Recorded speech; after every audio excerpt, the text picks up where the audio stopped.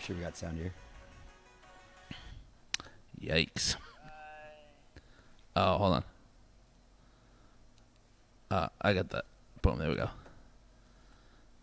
All right, we're good. We're live. Boom.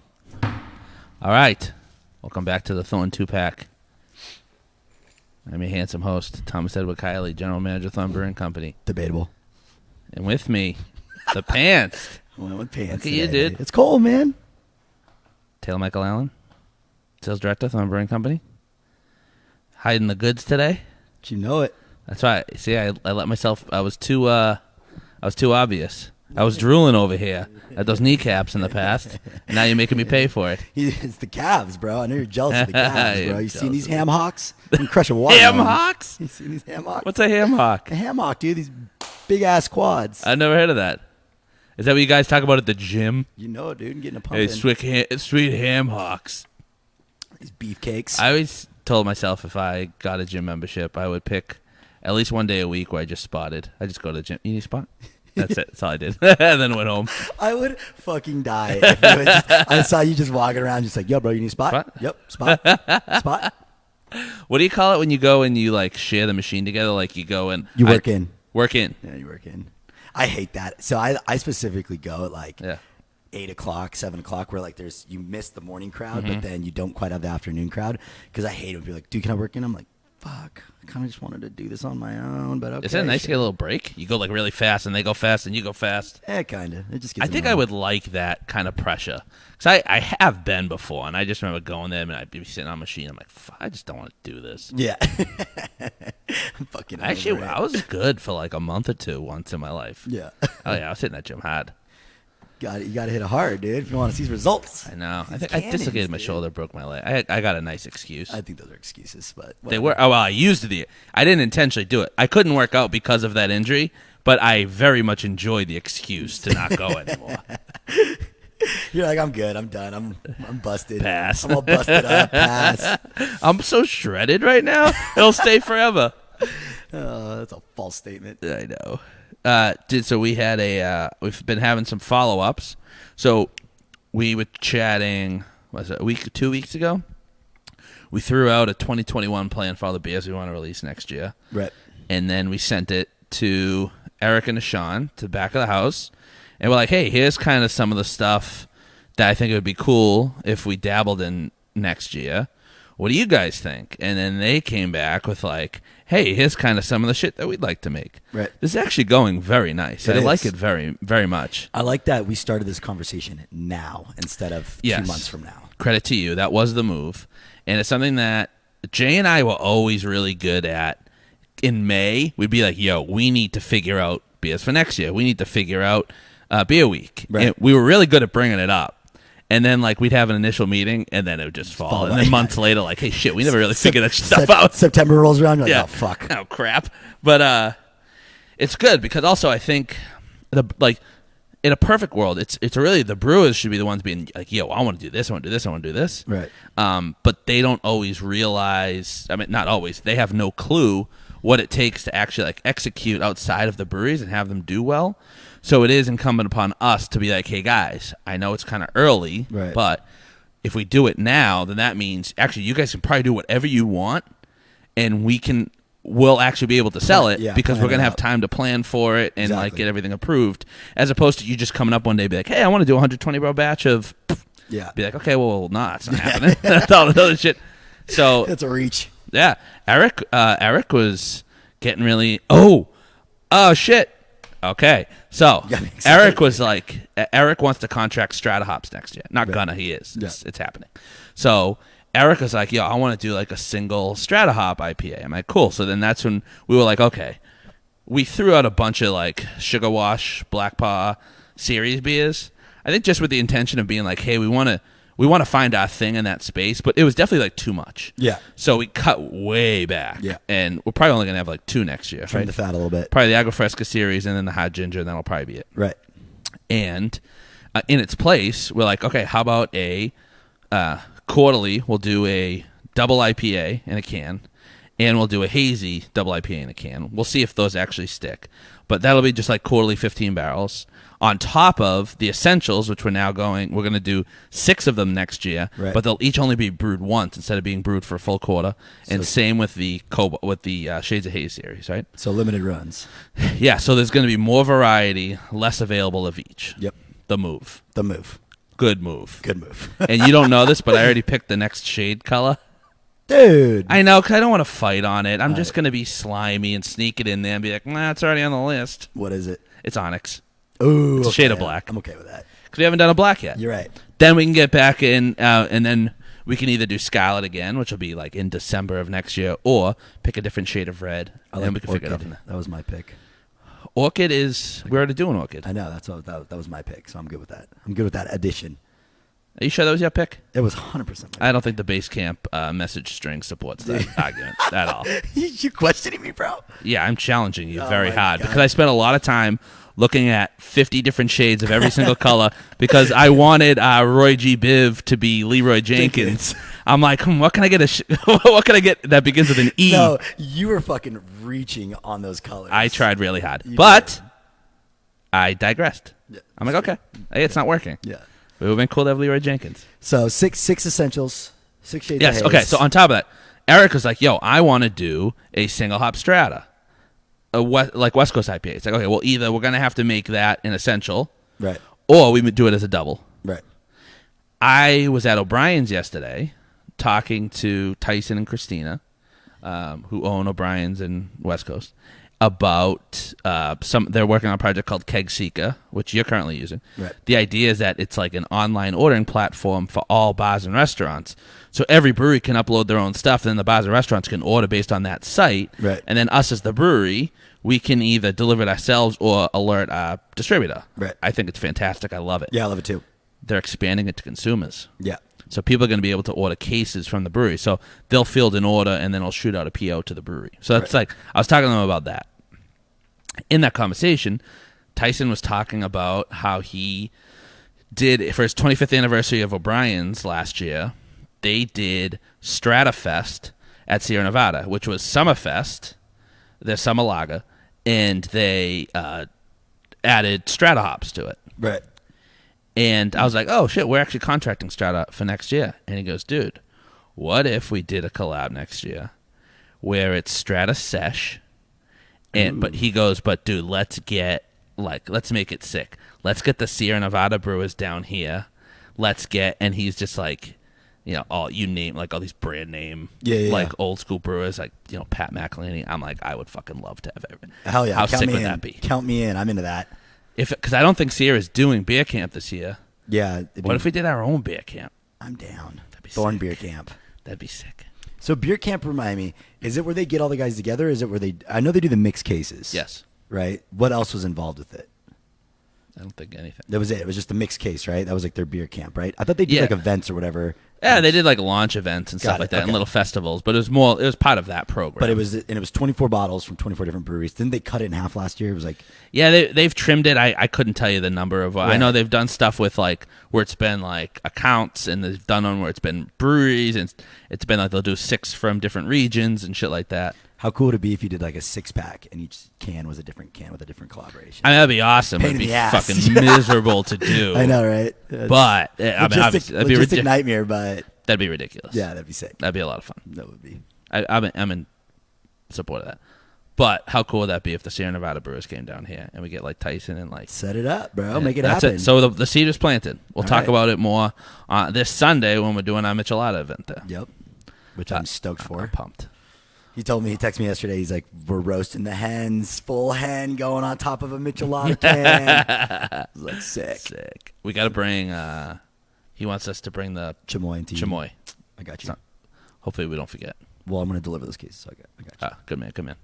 Okay, so you were not here at Thorn when we released any of our bottled beers ever. Nope, not a single one. Okay, so here's the history of our barrel aged beers. Here's the lineage. Right. We did the first 2. It was barrel aged Dark Sour Russian Imperial Stout, barrel aged Belgian Quad Abbey Roof. Then it was Barrio Anniversary beer. It was Rustic Ralph which was There's peach and there's peach and blackberry, but it's like I'm trying to think. It's like I want to say it's a blonde with Brett. I'm fucking it up, I think. And then let's just say that and in Pinot barrels again. I'm totally fucking. I think that you're up. right. I think you're right. Yeah. That is it. And then we did. I think the next one was maybe the Oktoberfest. The Oktoberfest, Doug brewed. Oh God, he brewed it in like February or March, and like lagered it. Talking about the Marzen? Yeah, he lagered it in wood barrels, Right. cold wood barrels for like 2 or 3 months. Yeah. Barrel rested, he called it. So they were lagered / barrel rested, and then bottled. And then he did the second Barrio anniversary, which is it's got the French name. Oh, the Lavour Rotten- Sauvage, Yeah, which is a Sauvage. Pluot. I think it's a Saison in Chardonnay barrels with Brett Right. and Pluots. And then the Frambois. Frambois. He did the Frambois for Brewbies, Yep. and that's for barrel aged. That's it.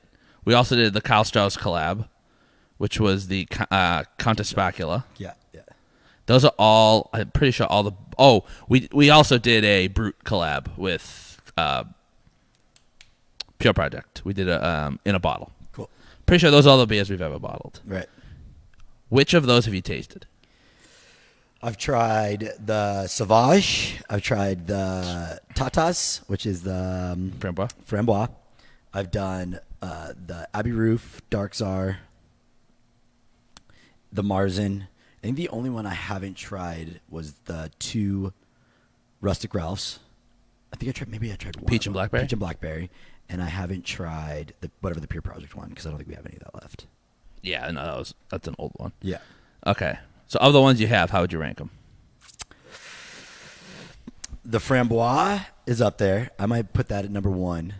The Czar was probably up there too, so that'd probably be my number 2. I really dug Abbey Roof too. I'm not usually a Belgian guy, but I thought that was really, really good. So where am I at? Then I put the Sauvage, probably. Right? Okay. Am I missing one? The, and then the Marzen. Marzen. Yeah. Yeah, so the I meant the actual the wood character or the booze character on the Oktoberfest is really light. Right. So, but I would say, okay, number 1, Frambois, I think, not even close. I think that's arguably one of the best beers ever made at Thorn. Yeah. I think that's a ridiculous beer. It is really good. My number 2, I think Rustic Ralph Peach. Okay. And then I'm going to go Dark Czar. Right. And it might be a little bit because I like stouts. I did too. And then I'm going to go Blackberry. Pluot. And then I'm going to go the Quad. I'm putting Blackberry a little... shit. You know what? No, I'll put Blackberry right before Pluot. Okay. And I'll put the Oktoberfest... I'll put the Oktoberfest before both of them. Okay. So, I don't know. That was a fucking shitload of answers. But that's where I'm putting them. And then I'm not going to count the Brute or the Karl Strauss beers because they weren't barrel-aged. Right. But, yeah, it's interesting. I always forget, we have beers lying around that you've never had. No, yeah. And I mean, it was kind of awesome. So, I mean, the reason we were able to try them yesterday was because we're trying to send some beers to France. And in order for them to... Those greedy bastards want the barrel in order to hook them, they wanted some barrel-aged stuff. And so I was like, we got a bunch of bottles lying around. Let's try these guys out and see what's actually still Yeah, good. I mean, how perfect. The one we have the most of has a French name. Yeah, exactly. The Sauvage. So, it was kind of cool. We cracked them all open and got to try them all. And yeah, I mean, for not being known as a barrel programmed brewery, I thought we fucking nailed them on some of them. Like the Czar, besides having a little bit of sediment in the bottom, I thought it was a kick-ass barrel-aged stout. So yeah, I think we've never really supported the barrel program, and Doug really would carve out time in his own, carve out separate time to tend to them. I think if we had dedicated R&D time like we are now, back then, yeah, I think they would have been even better. Yeah. So I think they're okay. I'm happy with them. I think they're fine. I don't think that there is. I don't think our barrel beers are as good compared to other barrel aged beers out there. Compared to I think where our IPAs stand. I think our IPAs are better comparably than our barrel aged beers. I think. See, and I'm you know me. I'm super into rare aged, rare release beers, all that good stuff. Like I love out of Placentia. What's the brewery? The brewery. I love the brewery in Two Row, all their barrel aged stuff. But it's almost like, at what point are they all just kind of a blend of barrel aged stuff? So I think having that perfect combination of good West Coast IPAs, hazy IPAs, a couple light options, and then throw in two barrel aged, 3 barrel aged releases, whether it's your anniversary, whether it's whatever, a year. I think that's the move, and I think that's exactly what we've been doing. You think the move is for Sean to make King of Tarts? King of Tarts, dude, Queen of Tarts, King of Tarts, Imperial Queen of Tarts. I'm into it. I mean, that's what I'm saying, man. Queen of Tarts is one of my favorite barrel aged beers from Karl Strauss, and if Sean is the one who invented it, I mean, shit, give me something close to that, I'll be happy. I think he made it for 10 years or something. Yeah, it's fucking awesome. Yeah, I'm down. We don't really have a lot of space for barrels. That's what I'm saying. That's what I'm saying. Really... I think at that point, it's the move's got to be you got 3 or 4 barrels for each release, and you call it at that, and you do 2 a year, right? Can them. I was going right. I was like, I like the idea of throwing them in cans because everyone, you got this perceived value of them in bottles, but fuck that, dude. Throw them in cans now. Modern Times is doing $16 12-ounce cans. Really? And they're awesome, and and then you don't feel obligated to drink an entire 750 of a barrel-aged stout. I have one sitting in my fridge that I've had sitting there forever because I'm like, who the fuck am I going to drink this with? I'm not going to drink this by myself. Your boy. So I'm into it. I think we should do 1 or 2 this year. I think it'd be cool. Or next year, I think it'd be cool. Yeah, Sean's already committed to doing them. So once those barrels get empty that are sitting there right now, he'll check to see the Pickle Dickle? Yeah. That'll be sick. Once those barrels get emptied out, then he'll check to see their health, and then if he can reuse them, great. If not, then we'll have to get new barrels. Yeah. But yeah, Sean's down to do them, so it's just got to be patient, King of Tarts, give it to me. Dude, 10 this week or last week marked the 10th week in a row that Hard Seltzer has sold over $100 million in the grocery stores. Not surprised at all. Unbelievable. I know, it's insane. Adjunct to lagers, light lagers, I nailed it. I said it in my interview with AleSmith. They're like, what do you think a future trend is going to be? I said, I think it's going to be adjunct lagers. Yeah. They laughed at me. They didn't laugh at me. They just didn't give me a job. Right. I whiffed on seltzers. Yeah. I didn't. Never in a million years did I think that fermented sugar water, a little bit of fruit flavor, was gonna hit. Me neither. That came out of left field. I agree.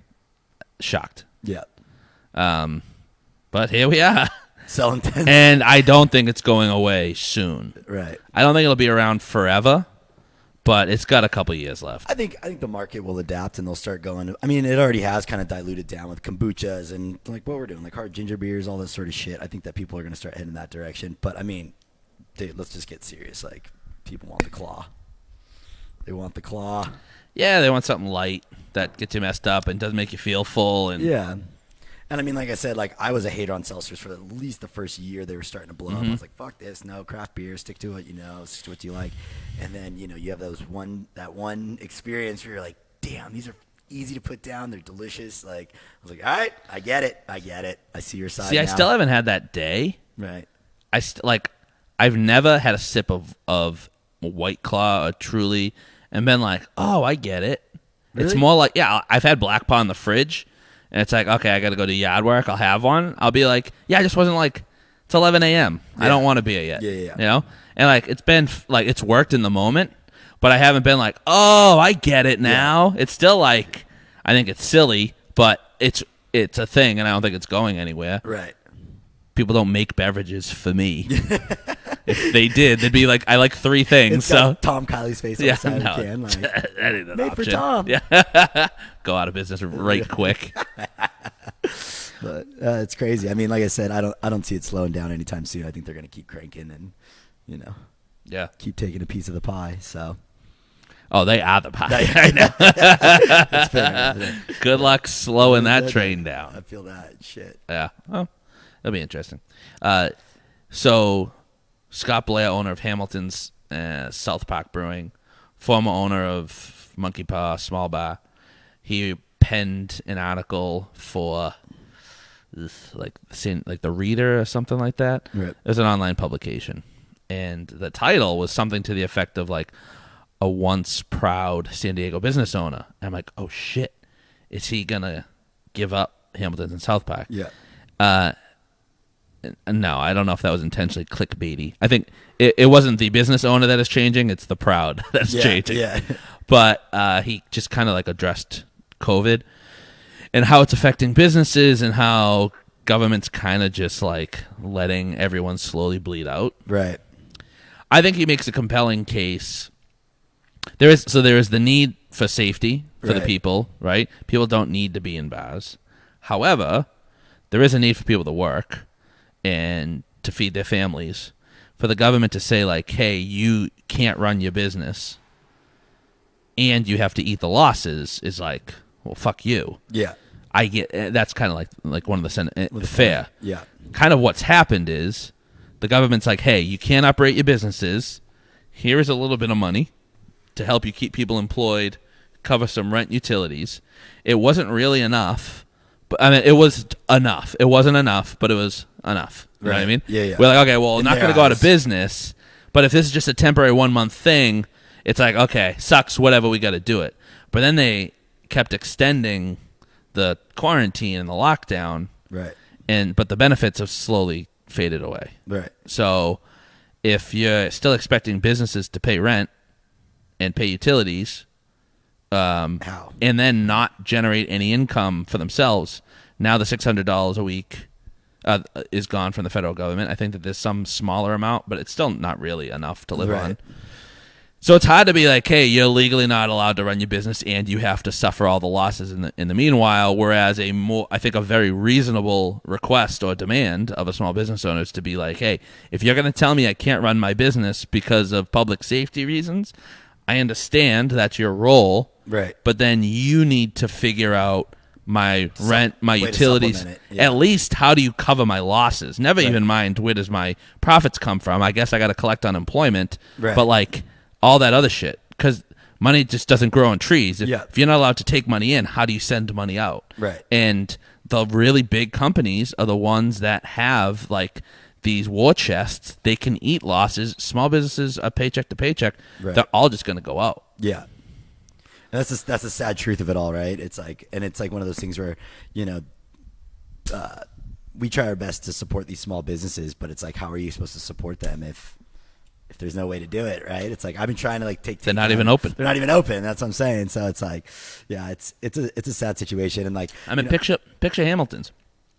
How can they even be open? Think about they don't have a patio. Think about their layout and stuff like that. Like they could maybe have a couple tables on the. Well, that's the thing too. Is like even South Park could have 3 or 4 tables. I'm saying like there's certain bars that like have the capabilities of being able to maintain and stay open and whatnot with their outside patios, but some are screwed. Like one of my favorite bars right over in East Village, Bottle Rocket, they just opened. I went the other day. Yeah, they just opened. They have almost no patio space. Let's be real. They're in a kind of a difficult part of downtown, so even putting tables out front is a challenge, and it sucks because they're brand new. I had huge expectations for them, high hopes, and now they're screwed. You know what I mean? And so it's tough because like I get these rules got to be implemented, but like there's certain bars that there's nothing they can do. You know what I mean? So I think that it's like I hate to ask for more government funding at this point, but it's like you were saying, there's no money coming in. So how are you supposed to maintain, right? Yeah. Well, then you see like the bills that are actually being passed are like funding FBI buildings. It's like, what the fuck? Yeah. So I don't know. Same thing with like the stimulus check. Like, don't get me wrong, everyone loved a good, nice chunk of change in their pocket, but I think that $1,200 per person should have just gone right back into small businesses. My personal opinion. Oh, I disagree. See, I thought that like that extra money, half the people would probably use it wisely and it would pump money back into the economy, but the other half, it's like. So you think the money should go straight to the small businesses, not to the people? I mean, I liked some money going straight to the people, but I think the amount of money that we sunk into some of these funding things, I think it should have went back into small businesses more often than it didn't. You know what I mean? Yeah, I mean, I think there appear to be larger businesses that aren't even like registered as taxpayers in America that got like Carnival Cruises or what. It was like one of those guys. That seems kind of fucked up. I agree with that, but I think it's kind of weird. It's like when the bank crisis, like we're financial experts over here, like when the whole bank crisis went down in like 2008. It's like instead of just like forgiving mortgages or like giving the money to people to pay the mortgages, they just gave it to the banks. It's like, what the fuck? Yeah. Like, and then they still put everyone out anyways. Yeah, so it didn't really matter, right? And I don't know. I'm afraid to see what ends up happening by the end of this year with all these small businesses because that's our lifeline right there. That's where we sell. They're going down, bro. That's what's happening. Shit, so that's a bummer. See. Well, I hope you like to eat at Applebee's. That's what you're gonna have left, buddy. Shopping at Walmart. Yeah. All right, bro. Big day today. That's regular day. Yeah. All right. You enjoy it though. Later, bud. I didn't.